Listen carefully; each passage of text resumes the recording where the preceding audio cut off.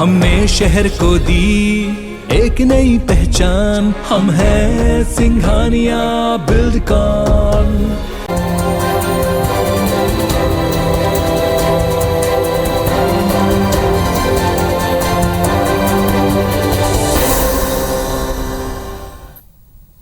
नमस्कार, मैं हूं शिरीष मिश्रा। छत्तीसगढ़ की बात में आप सभी का स्वागत है। भूमकाल स्मृति दिवस के मौके पर बस्तर में एक बार फिर सर्व आदिवासी समाज एकजुट हुआ और शहीद वीर गुंडाधुर को श्रद्धांजलि दी। 22 फरवरी तक चलने वाले इस आयोजन के पहले दिन बस्तर में अलग अलग हिस्सों में स्थानीय इकट्ठे हुए और आदिवासी ताकत और एकजुटता का प्रदर्शन हुआ। ऐसे में जब प्रदेश में अगले साल ही विधानसभा चुनाव होने हैं और सत्ता की रेस में बस्तर की भूमिका राजनीतिक दल अच्छे से समझते हैं, लिहाजा आयोजन को लेकर सियासी गलियारों में चर्चा होना भी जायज़ है।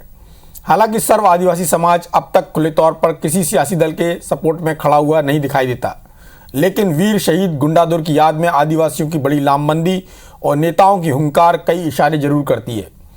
क्या इस आयोजन के जरिए आदिवासी सेंटीमेंट को एक मंच पर लाने की कोशिश की गई है? क्या सर्व आदिवासी समाज के जरिए एक पृथक राजनीतिक ताकत बनने की कोशिश, अब तक सत्ता की राजनीतिक राह लेने की कोशिश आदिवासियों ने कभी नहीं की? क्या मौजूदा परिस्थितियों के साथ ही आगे बढ़ेगा आदिवासी समाज, या फिर कांग्रेस बीजेपी को राजनीतिक तौर पर चुनौती पेश करेंगे? अगर आदिवासी ताकत राजनीतिक ताकत उभरती है तो इसका फायदा सबसे ज़्यादा किसको होगा, कांग्रेस या बीजेपी को?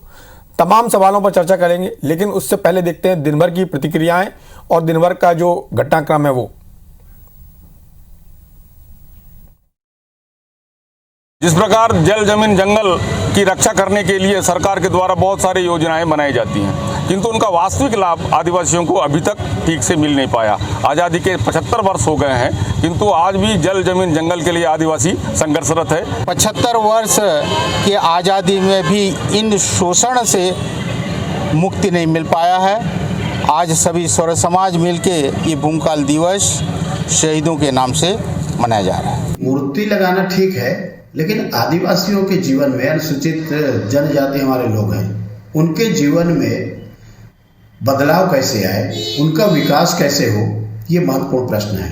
आज हम देख रहे हैं कि लगातार जो अनाचार की घटनाएं या हत्या, लूट, डकैती, उससे भी समाज जो प्रभावित हो रहे हैं। इसके पहले रमन सिंह की सरकार भी रही, उन्होंने कभी गुंडाधुर को याद नहीं किया। योगी जी की सरकार रही, उन्होंने नहीं किया। आप लोग वहाँ पे प्रतिमा स्थापित किए। अब इसलिए तो 15 साल के बाद जाना भी पड़ गया ना।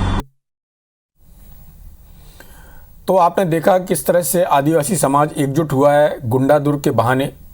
या गुंडाधुर की बात करें, जिस तरह से मध्य प्रदेश सरकार ने बिरसा मुंडा को एक बड़ी छवि देने की कोशिश की आदिवासी समाज को एकजुट करने के लिए, उनका वोट पाने के लिए, उनका समर्थन पाने के लिए।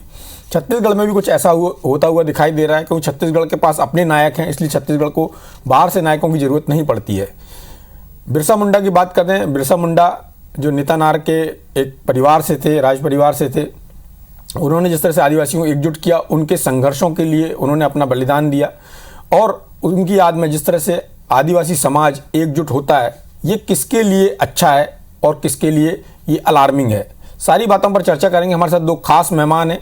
भारतीय जनता पार्टी से पूर्व मंत्री केदार कश्यप हैं। केदार जी, आपका बहुत बहुत स्वागत है। कांग्रेस से कांकेर के विधायक और संसदीय सचिव शिशुपाल सौरी जी हैं। शिशुपाल सौरी जी सर्व आदिवासी समाज के कार्यक्रमों में पहले भी हिस्सा लेते रहे हैं। शिशुपाल सौरी जी, आपका भी बहुत बहुत स्वागत है। सबसे पहली बात केदार कश्यप जी से कर ली जाए, चूंकि उनका परिवार राजनीतिक रूप से बस्तर में लंबे समय से कार्यरत है और भारतीय जनता पार्टी की 15 साल तक सरकार रही। केदार जी, एक सवाल ये है कि आपकी पार्टी को गुंडाधुर की याद क्यों नहीं आई, और ये जो गुंडाधुर का जो कार्यक्रम हो रहा है आज, जिसे भूमकाल दिवस के रूप में मनाया जाता है 10 फरवरी को, और यहाँ से एक लंबा कार्यक्रम शुरू होगा 22 फरवरी तक, तो इससे आपकी पार्टी को क्या चिंता है? चूँकि आपकी पार्टी के जो पूर्व नेता हैं सोहन पोटाई, वो उस संगठन में एक सक्रिय रूप से भूमिका अदा कर रहे हैं। चाहे राजाराम तोड़ेम की बात करें, वो भी उस संगठन में एक बड़ी भूमिका में है, और पिछले बार आपकी सरकार के जाने में इस संगठन का बड़ा योगदान रहा है उस आपको सत्ता से बाहर करने में। देखिए श्री जी, जो हमारे जनजातीय समुदाय के जो जितने भी जननायक हैं, चाहे वो शहीद वीरनारायण सिंह हो, शहीद गेंद सिंह हो, चाहे वो शहीद गुंडाधुर हो, इन सबका योगदान हमारे केवल जनजातीय समुदाय की दृष्टि से नहीं बल्कि हर समाज की दृष्टि से महत्वपूर्ण योगदान रहा है और हर समाज उनको याद करता है और केवल जनजातीय समुदाय या आदिवासी समुदाय के लोग याद नहीं करते। जहां तक उस वर्ग का कहते हैं चिंता करना और हमारे समाज का, क्योंकि जिस तरीके से हमारे कहते हैं गुंडा दूर जी ने 1910 में जब ये आंदोलन चलाया था तब उन्होंने हमारे पूरे बस्तर के जंगल जमीन और हमारे जो बहु बेटियों पर जिस तरीके से अत्याचार हो रहा था उन विषयों को लेकर के उन्होंने एक पूरा आंदोलन खड़ा किया था और उसमें उनको सफलता भी मिली थी। तो कहीं ना कहीं से आज जो हमारे यहाँ पर उस वर्ग की चिंता करने की दृष्टि से आज राज्य सरकार को कांग्रेस सरकार को इसकी जिम्मेदारी दी गई है, लेकिन कांग्रेस सरकार लगातार इतने वर्ष होने जा रहे हैं उसके बावजूद भी हमारे लोगों को यहाँ पर धरना प्रदर्शन करना पड़ रहा है, पद यात्रा करना पड़ रहा है। हमारे माननीय शिशुपाल सोरेन जी हैं, हमारे सम्मानीय हैं और उन्होंने जिला कलेक्टर के रूप में भी अपनी भूमिका निभाई है, अभी यहाँ पर राज्य सरकार में संसदीय सचिव के रूप में भी अपनी भूमिका निभा रहे हैं। दोनों का उनको अनुभव है, लाभ हमारे लोगों को प्राप्त होना चाहिए। प्रशासन में कहाँ दिक्कत होती है इस बात की चिंता उनको करनी चाहिए, लेकिन मुझे लगता है कि केवल पार्टी के साथ जुड़ करके, क्योंकि सर्ववादी समाज के हमारे अध्यक्ष भी रहे हैं और आज सर्ववादी समाज के सहयोग से आज आपको सत्ता मिली, लेकिन आज आप उनको विमुख कर दिए, आज आप अलग हो गए हैं।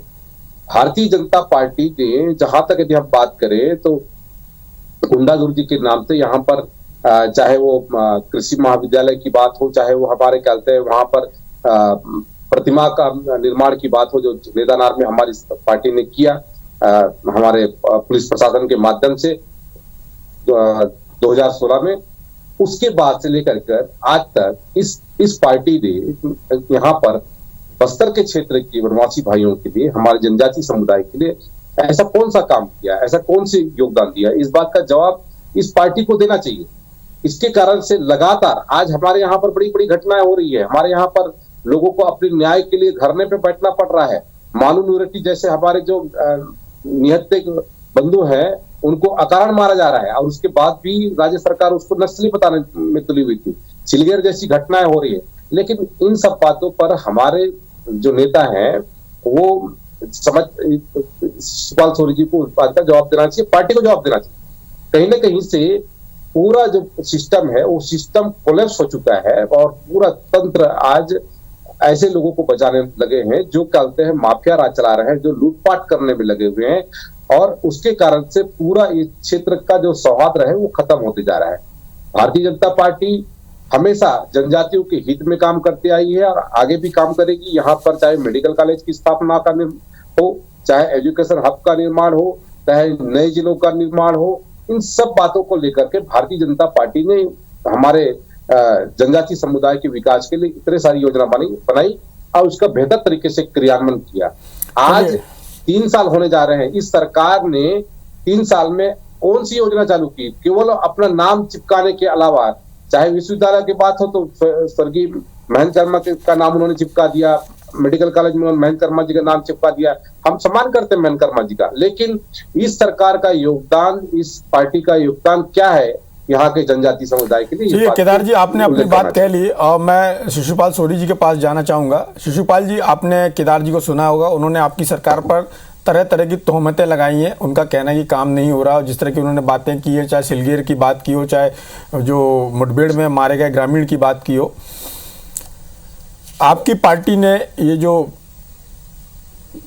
प्रतिमा लगाई है वहाँ पर कांकेर में नगर पालिका में, इसको लेकर आपकी पार्टी के अंदर क्या प्रतिक्रिया, आदिवासी समाज में क्या प्रतिक्रिया, और जिस तरह से आदिवासी समाज आज इकट्ठा हुआ और हर बार होता है, तो इसके क्या मायने हैं? क्या आदिवासियों की समस्याओं का पूरी तरह से समाधान नहीं हो पा रहा, या जो बात भारतीय जनता पार्टी के नेता जिस चीज़ का आरोप लगाते हैं उन आरोपों में कितनी सच्चाई है? और आपकी पार्टी जिस तरह से बस्तर में आपको सफलता मिली, अंबिकापुर में आपको सफलता मिली, सरगुजा में आपको सफलता मिली, एक बड़ा प्रदेश के ज़्यादातर आदिवासी जो विधायक हैं वो आपकी पार्टी, सिर्फ 2 विधायक जो हैं वो भारतीय जनता पार्टी के हैं। और ख़ासतौर पर यदि देखा जाए तो सामान्य सीटों से भी आपकी पार्टी के नेता जीत कर आए हैं, आदिवासी नेता, तो आपके ऊपर बड़ी जिम्मेदारी है।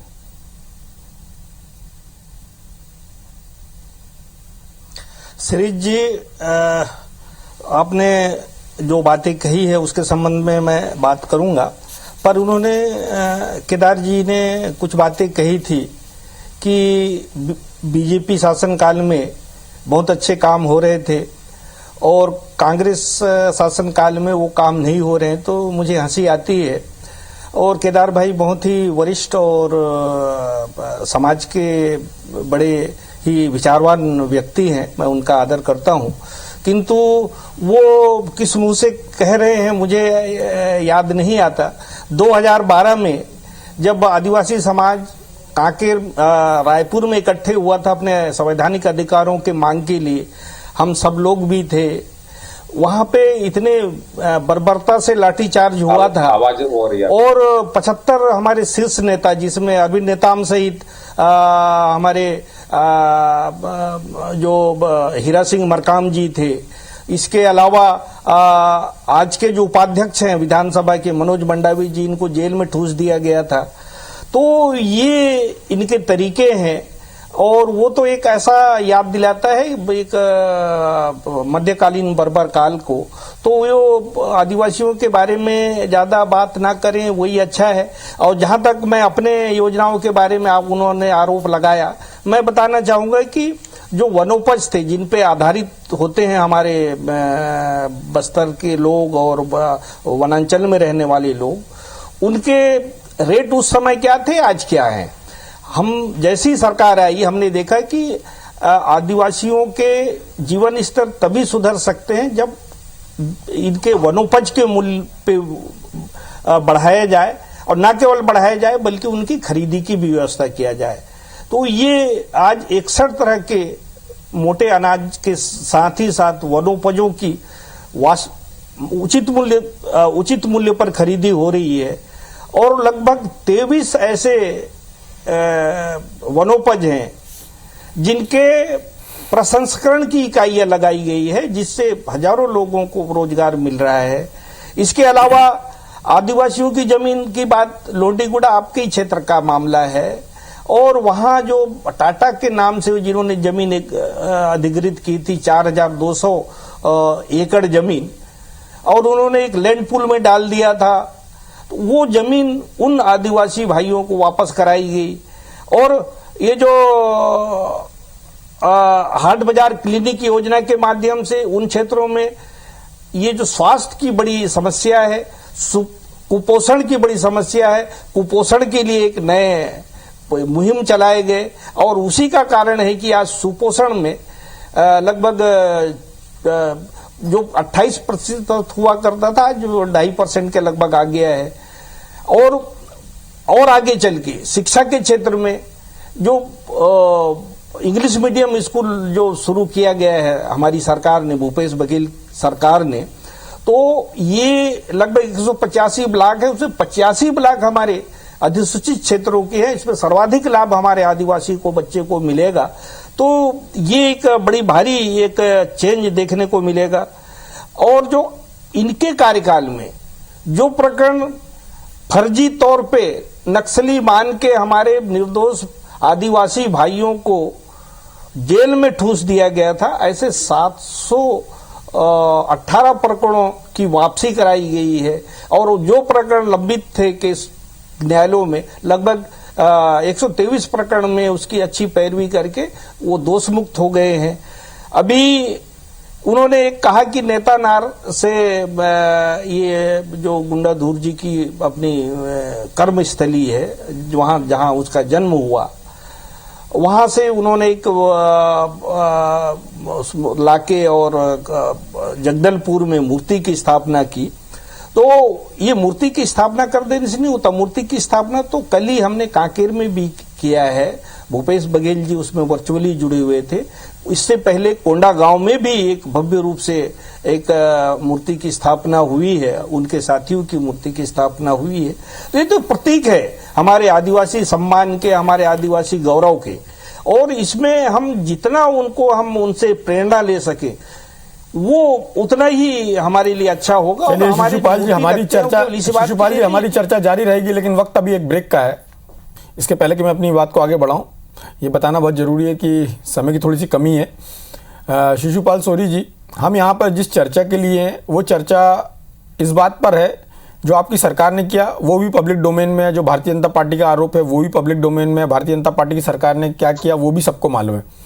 चर्चा इस बात की है कि जो सर्व आदिवासी समाज जिस तरह से इकट्ठा हुआ और आपकी पार्टी ने लगातार 2008 के बाद से जिस तरह से कांग्रेस ने बस्तर में अपना ग्रिप बढ़ाना शुरू किया और आपकी सीटें बढ़ना शुरू हुई, तो आपकी जिम्मेदारी ज़्यादा बनती है। ऐसी स्थिति में जब आपकी जिम्मेदारी ज़्यादा बनती है, आपके पास ज़्यादा प्रतिनिधित्व है वहाँ पर, ऐसी स्थिति में वहाँ पर जो सर्व आदिवासी समाज है उसमें ज़्यादातर नेता पहले आप भी रहे हैं और अभी ज़्यादातर उसमें भारतीय जनता पार्टी और आपकी पार्टी के भी कुछ नेता हैं।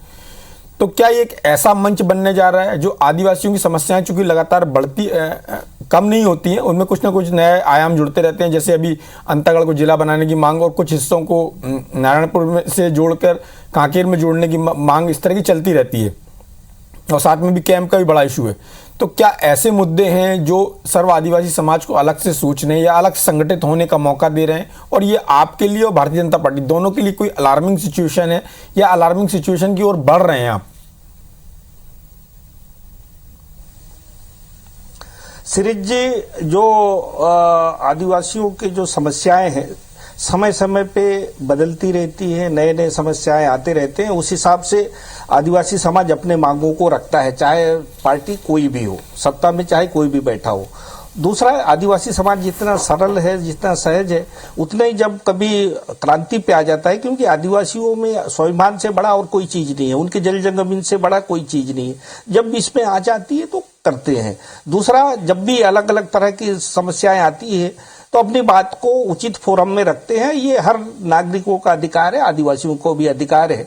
और बीजेपी के पास एक मैं देख रहा हूं कि उनके पास कोई मुद्दा नहीं है, सिर्फ ये कांग्रेस को कोसने के, और इस पे इनको एक संभावनाएं दिख रही है कि अगर आदिवासी रोड पे आएंगे तो इनको कुछ अपने इनको भड़काने का अवसर मिलेगा, और यही काम ये लोग कर रहे हैं कि का कैसे इनकेस किया जाए, जबकि हमारा मुद्दा केवल आदिवासियों के हित से संबंधित है। हम कैसे उनके ज्यादा से ज्यादा सेवा कर सकें, कैसे उनके हितों की रक्षा कर सके, तो बेसिक अंतर हम में और उनमें यही है। तो हम जो भी बातें आ रही है उनका अधिकार है, और हमको गर्व है कि वो अपनी बात खुल के कह रहे हैं, और चाहे हम अच्छा काम करें, चाहे हमसे थोड़ी बहुत त्रुटि हो, तो अपनी बात को वो हमारे साथ, सरकार के साथ साझा कर रहे हैं, और इससे बड़ी बात क्या हो सकती है। तो ये बीजेपी जो चूका हुआ है, आदिवासी समाज उनसे अलग हो रहे हैं, और बस्तर में और सरगुजा में नेतृत्वहीन हो गए हैं, तो ऐसे में उनको अपने पैर जमाने की उनकी राजनीतिक मजबूरी हो सकती है, किंतु ये समाज को ना बांटे, क्योंकि समाज में चलिए मैं केदार कश्यप जी के पास जाना चाहूंगा। लोग हैं एक सीरीज जी, केदार जी सुनिए मेरी बात, मेरा सवाल सुन लीजिए। मेरा सवाल यह है कि जैसे शिशुपाल सोरी जी ने कहा कि आप आदिवासी समाज को बांटने की कोशिश ना करें, खैर उस स्थिति में तो आपकी पार्टी अभी दिखाई नहीं देती है, लेकिन जो आपकी पार्टी से निकले हुए नेता थे जिन्होंने सर्व आदिवासी समाज को मजबूत किया, जिसके कारण आपकी सत्ता से बेदखली हुई, क्या अभी भी आपकी पार्टी उन तक पहुंचने में कामयाब हो पाई है या नहीं हो पाई है, या फिर आपकी दूरी कितनी है? क्या आदिवासी समाज से आपकी पार्टी दोबारा जुड़ गई है या जोड़ने की कोशिश हो रही है? देखिए सीरीज जी, ये जो इन्होंने कहा कि काटने बांटने का कार्य तो कांग्रेस पार्टी का है, इनका नेतागिरी इसी में चलता है, इसलिए तो सर्व आदिवासी के पैनल पे इन लोगों ने चुनाव लड़ा। यही तो आज सर्वआदिवासी समाज ने बड़ी बड़ी बातें की थी, उसका कितना लाभ हमारे समाज को प्राप्त हुआ, इस बात का जवाब समाज चाहता है। समाज आज छुप रहा है, समाज के दृष्टि से आज ये चुपचाप बैठे हुए हैं, मुंह में कहते हैं वो करके दही जमा कर बैठे हुए हैं, इस बात का जवाब देना चाहिए। आज यहाँ पर जो हमारे बस्तर में धर्मांतरण हो रहा है, यहाँ पर एसपी ने कहते हैं लिखित में रूप से दिया, यहाँ जो कहते हैं कमिश्नर था चुरेन जी थे, उनको भी कहते हैं इन्होंने ट्रांसफर कर दिया, क्योंकि उन्होंने कहते हैं धर्मांतरण के खिलाफ में लिखा। खुद कहते हैं जो हमारे जो आप जिसकी जो चर्चा कर रहे हैं, ये जो कहते हैं हमारे ध्रुवा समाज, जिनका गुंडाधुर का समाज है, आज उसमें 50% कहते हैं धर्मांतरण हो चुका है इनके कारण से, और आज उसके परिवार के लोग भी धर्मांतरित होने जा रहे हैं। तो कहीं ना कहीं से ये इन सब पीड़ा को आज हमारे लोग व्यक्त कर रहे हैं और उनकी बातों को आज ये सरकार सुनने को तैयार नहीं है। इसीलिए हम लोगों को बोलना पड़ता है, क्योंकि इनको लगता है कि वो दूसरे मुल्क से आए हैं और उनका क्या लगता है, उनकी बातों को सुनना पसंद नहीं करते, इसलिए हम लोग को मैदान में उतरना पड़ता है। ये सरकार यदि सुनने को तैयार हो, सरकार यदि कहते हैं उनके साथ में न्याय करे, तो हम लोगों को जमीन में उतरने की जरूरत क्यों है? शिशुपाल सोरी जी, एक लाइन में जवाब चाहिए। जवाब देना पड़ेगा। ये सरकार उनसे बचना चाहती है, सरकार उनको गुमराह करना चाहती है। शिशुपाल जी, आपने केदार कश्यप जी के आरोप सुने होंगे, उसका एक लाइन में जवाब दीजिए। जी, ये धर्मांतरण कहते हैं, पर इस धर्मांतरण के लिए जो एक्ट बना हुआ है उसके तहत जो जरूरी आवश्यक चीजें हैं वो तो आए, और उसमें कौन आरोपी है, किस और कौन फरियादी है, कब की घटना है, ये केवल मुद्दा उछाल के केवल उसका भावनात्मक रूप से लोगों में एक चलिए, एक पार्टी ने 15 साल शासन किया, एक पार्टी की सरकार है, और आदिवासियों की समस्याएं नई आ रही हैं, नई समस्याएं आ रही हैं, तो उनको एड्रेस किया जाना जरूरी है, क्योंकि आदिवासी समाज भले ही पिछड़ा हुआ हो लेकिन कम्युनिकेशन के लेवल पर वो बहुत ही मजबूत है, उनका कम्युनिकेशन बहुत ही फास्ट है और समाज में एकजुटता दिखाई देती है। इसलिए जो सत्ताधारी दल है या जो विपक्ष की राजनीति कर रहे हैं, उनकी जिम्मेदारी की आदिवासी समाज की जो समस्याएं किया जाए। इस चर्चा में भाग लेने के लिए आप दोनों का बहुत बहुत धन्यवाद। नमस्कार।